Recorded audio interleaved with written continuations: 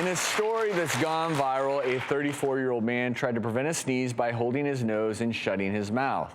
It turned out to be a very bad idea. It caused the man to rupture his throat. He ended up in the hospital on a feeding tube and apparently barely able to speak. And apparently when this happened, he felt this popping sensation. And people don't realize how much force is in a sneeze.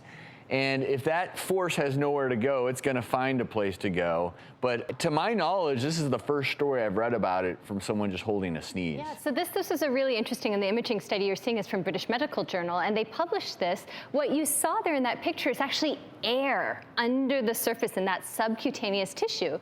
And so when he held that sneeze, and there was so much force that it actually tore a hole at the base of his throat, right at the pharynx junction with the esophagus, and all that air traveled into the skin under his neck, down to the space between his lungs called his mediastinum.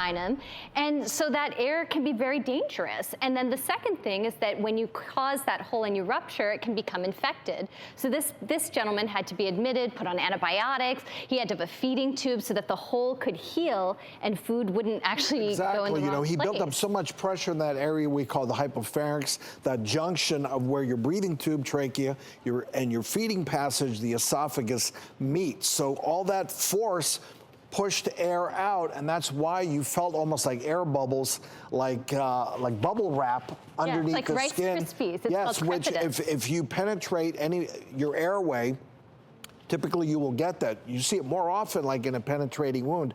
I have seen it from coughing, from retching. I don't know if I've seen it from sneezing. So, well, it also highlights, look, that pressure needs somewhere to go. And we talk about if you're going to sneeze or cough, do it into your elbow. Don't sneeze into your hands unless you have a tissue there, because then you're going to spread all those droplets, everything else you touch, your computer keyboard, your phone, don't sneeze on the other person objects. sleeping next to you.